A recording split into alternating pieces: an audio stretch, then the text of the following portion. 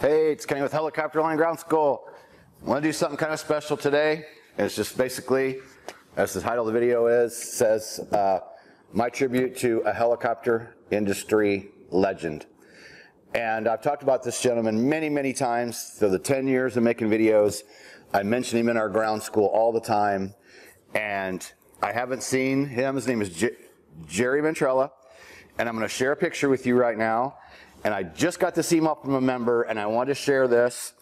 He said, hey, Kenny, I went to a Pilots Lives Matter gathering a couple Saturdays ago, and our first examiner, Jerry Ventrella, was there.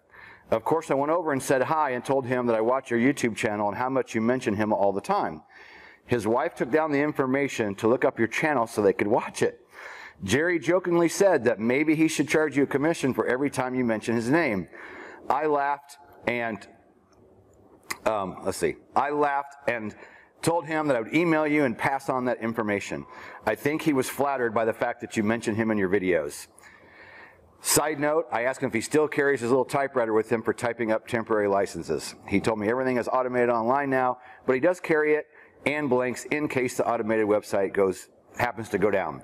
We were surrounded by Vietnam helicopter pilot heroes that day. Chris and Jerry saying hi to Kenny Keller. Take care, Kenny. Chris McKinney. So that's awesome. I just wanted to share this today because he is a helicopter industry legend as far as I'm concerned. I did my private and my commercial check rides with Jerry. And this was after I had failed my private license the first time around, right? And I tell that story all the time. I took it with an FAA examiner, didn't make it through the oral, and I went home, completely devastated and didn't go back for 6 months. And I created a notebook in that time when I was preparing to go back because I didn't want to fail the second time around. And I was thinking about this morning, and I even put in my notebook, and this was the first official version of my notebook, a proof copy, and I can remember writing about him in the notebook. And here I'm doing I'm put down a diagram of selling with power and what happens when the wind is behind you on a steep approach.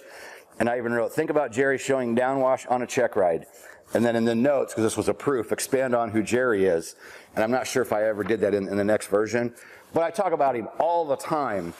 And the point, I guess, that I want to get at is, 2 check rides with this gentleman, I learned so many things that I'm using to this day.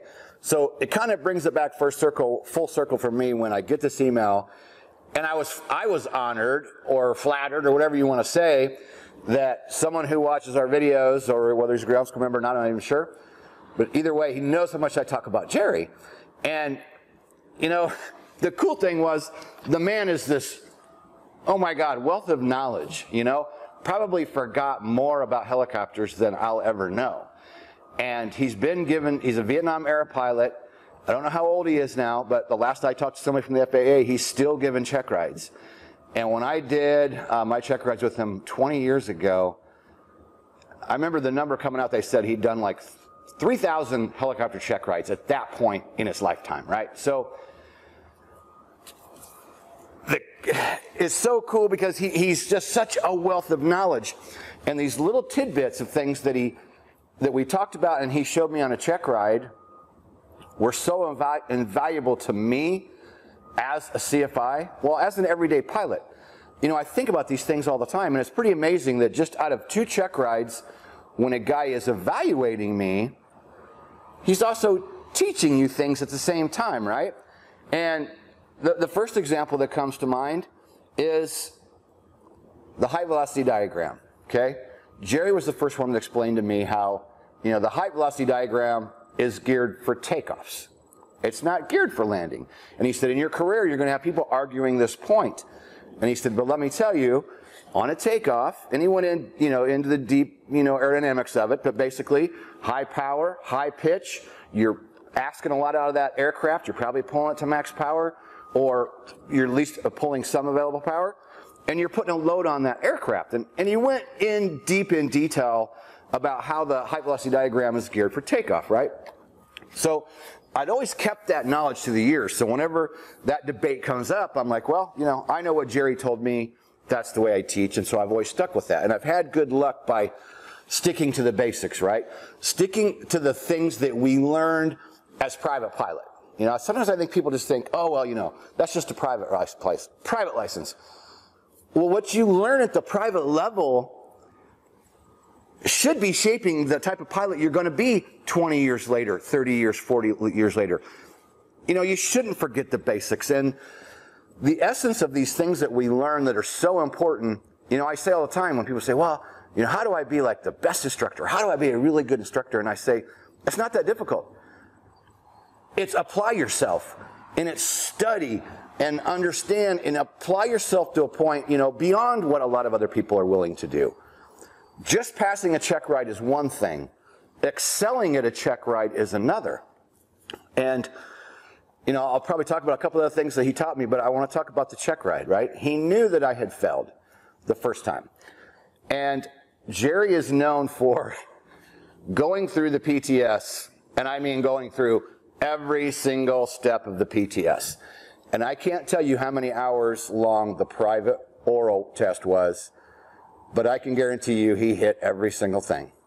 And I posted this picture already on Facebook, and Johan, one of our star students that I've talked about all the time, that did so well when he came to the U.S. and did his private in 3 weeks, he actually did his commercial, and he posted on there, hey, Kenny, I took my commercial check ride with Jerry. And yes, what a legend.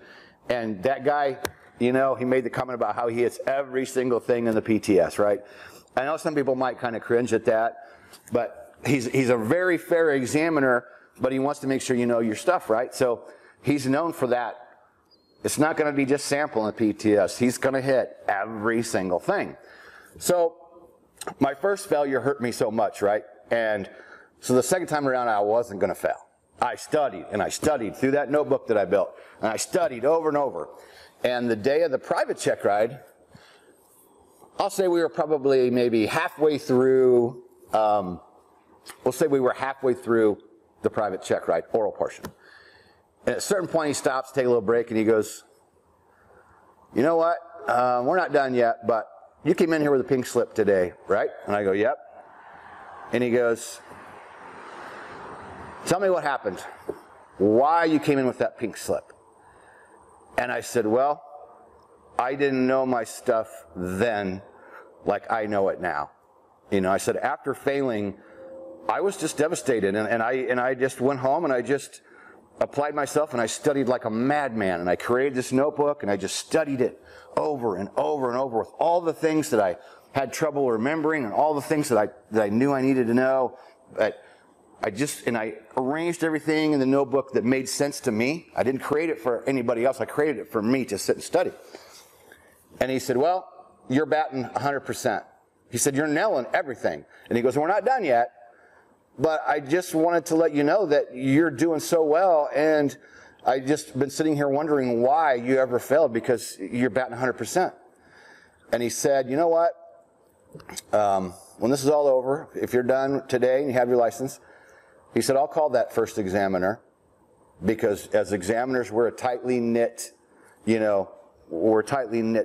family or club or whatever you want to call it. And he said, I'm going to make sure I make a phone call to that examiner so that he knows that you did come back. And even though you came to me, you came back. You didn't give up. And I'm going to specifically tell him how you excelled at this check ride and how well you did. Because I'm pretty sure I told him that, when I got failed the first time, when the FAA guy failed me, he said, basically, I don't want to come to your accident. If you can't answer the questions and go boom, boom, boom, boom, boom, here sitting across the table from me, then what are you going to do out there in the real world when you have a problem in the aircraft and you can't recall, just like this, what you need to do or what's going on? And he said, so before you come back, you need to know your stuff, and you need to know it like this. Boom, boom, boom. So, on to a couple of other things that Jerry taught me. Here's a cool one. And I know that Jerry knew the instructor that I was flying with, so he already knew the way I was going to fly, right? So it's kind of cool because, first example, this is a big one. Let's say, for all intents and purposes, what you see right here, this table is a runway, okay?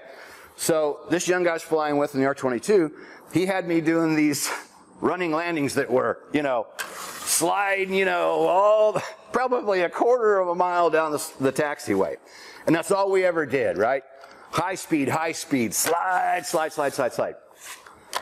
Not saying anything's wrong with that. That may be how you have to do it, right? But so on the private or commercial, I don't remember, but it doesn't matter. Jerry, we're going on the pattern. He says, hey, I want you to do a shallow approach and running landing, but I don't want you to use the taxiway. I want you to go across the taxiway. And I said, what? What are you talking about? You can't do that. And he goes, why not? I go, well, I don't have enough room to slide.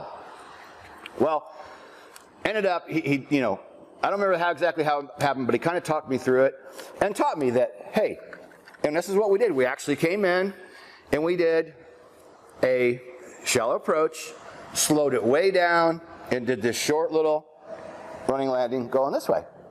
And he was going, see? He goes, depending on the day, depending on where you're at, depending on the type of malfunction you're having, you know, depending on the weather, you don't have to slide a quarter of a mile down the dang runway, right? Very simple little thing, but to this day, people still seem to want to train and slide like a quarter of a mile, and I'll do the same thing with a student. I'll go, well, let's do a running landing across the taxiway, across the runway, and they'll go, what? Well, I've never seen that before. Well, you know, you can do it. I know, mentioned in the notebook, one thing that Jerry showed me was that air cushion at 6 to 8 inches above the ground. I got that from Jerry. No instructor out of this. I had probably, I don't know, at least 3 or 4 different instructors, maybe 5 or 6 that I flew with throughout my private training. Nobody ever showed me that air cushion. Jerry just showed me on a check ride as I was doing my pickups and set downs. He's like, ever heard of the air cushion? It's 6 to 8 inches above. And I'm like, no. And he's like, well, let me show you something. So over the years, I've taken that and I've made videos on it, and it's in our training. And so many times people go, wow, I've never heard that before. Even a guy that might have 2 or 3 or 4 or 500 hours and they're struggling with pickups and set downs, and I go, hey, do you understand the air cushion? What are you talking about? Another little one. Approaches. Here's a big one. Again, the young guy I was flying with, he was an awesome friend, and he did a great job. He got me through it, right? But he taught the fast approach. Now, I'm sure Jerry knew that, right? So he knew the type of approach that I was going to fly. So he says, okay, show me a normal approach. So I come flying in and do my normal thing. And we get down to the end, come to a hover, and he's like, so what'd you think of that? And I'm like, I thought it was pretty good. And he's like, wow. He goes, I thought this kid's coming in hot. He's going to kill somebody. And I was like freaking out, right? Did he fail me? No, he didn't fail me. But we went into the discussion, and we discussed it more at length after the check ride. But we sat and talked about it, and he explained how the height velocity diagram is geared for approaches, and explained to me the technique of the slow approach, right? How it should always look like you're approaching the numbers at the same speed. How you start slowing it down up here, and you bring it in, and you slow it down the whole time. Gradually, bit by bit, you're slowing it down the whole time that you come in, right? So that one's one that you'll hear people argue, right? You'll hear people give both sides of that argument. I'm not going to go into it. I just know what Jerry taught me about why you need to fly the slow approaches. So I stuck with that throughout my career. Well, guess what? It's worked out many times over and over again. You know, I've told the story how working for Air Methods, largest air medical provider in the world, at one point they said, hey, guys, we're going to split the room here, and you're going to let you argue back and forth, but we're going to tell you something. Your approaches will be 200 feet per minute or less for every single approach you fly, or you won't work for us. We're going to let you guys talk amongst yourselves, and we'll come back. And they come back and let everybody in the rooms, make their piece. And some guys hated it, right? They hated that. And I was like, oh, okay, cool. I've already been taught that super slow approach. I know how it works. Didn't bother me. Another time I was flying EMS, not for that company, but before that, I'm flying at this hospital where all the other pilots fly the fast approaches, and I'm flying the slow approach. And the base manager kind of complained and said, oh man, you guys, you R-22 guys, you civilian guys, you like those slow approaches, and you spend too much time coming in, and you might be, knocking hats off of people's heads, going over the parking lot, and you need to, speed those approaches up. Well, I know how the check airmen, I worked with to get that job, or to be trained at the beginning of the job. So I started flying the faster approaches, and my next 135 check ride, I went flying in a little faster into the hospital helipad, and the check airman was like, what was that? I'm like, well, that's how they want him flown. He goes, who? And I, said the gentleman's name, and I go in the hospital, I guess, because they're complaining about how slow my approaches are, and he goes, I'm going to talk to them. I know, because I flew with you in your original training, I know you know how to fly the slow approach. That's how you're going to do it. That's how you need to go back to doing it. I will talk to the hospital tonight, and if they don't like it, then they should probably get rid of their helicopter program, because this is the way we're going to fly the approaches. You need to go back to the way you did it, right? So time and time again, all these little bits and pieces and things that I learned from Jerry stuck with my mind. And then I used them throughout my commercial training and then my CFI training. And there's all those little bits and pieces. And there's more. I could go on and give you even more. But the impact that he had on me, I mean, no offense to all the instructors I had great instructors, right? Wonderful guys that I flew with that taught me so much. But then when in that early stages of my career, to jump in with the guy, a Vietnam-era pilot 20 years ago that given 3,000 check rides and a very well-respected guy in the industry, it's pretty easy to, take what they say and go, you know what, if he's telling me this, it's pretty darn valuable. And he told me, always stick with your guns or stick to your guns and do these things the right way. And when I first started as a CFI, one of my main jobs, quite honestly, I intimidated the pilots that I was going to fly with, because I moved to a different area of the country, and they didn't like the way I flew. They didn't like my slow approaches. They didn't like a lot of things I just talked about, they didn't like, right? And I flew this one old timer who was checking me out, that was going to retire, and I was going to take his place, and he said, Kenny, everybody that's here, all these other pilots, all these part-timers that come in, you're the full-time guy, the rest of these guys are part-timers. He goes, they're all going to tell you how you're doing it wrong. And he said, let me tell you something. And this was another Vietnam-era pilot. After we flew together, he said, someone has trained you well. Don't let any of these guys around you change what you do. And I was told that same thing again later in some advanced training with some other gurus I flew with in the industry. So, having good people with you in your training in the beginning and taking these things that we learned from day one and sticking with those are so important, and that's what it takes to be a safe and prudent pilot, right? I mean, everybody's into, fancy helicopter pictures and shiny paint and navigation lights and how cool I look in my flight suit and my helmet, and that's all good, but understanding the basics of how these things fly and understanding the basics of what is acceptable and what is not, and sticking to those basics is what's going to make you an incredible freaking pilot.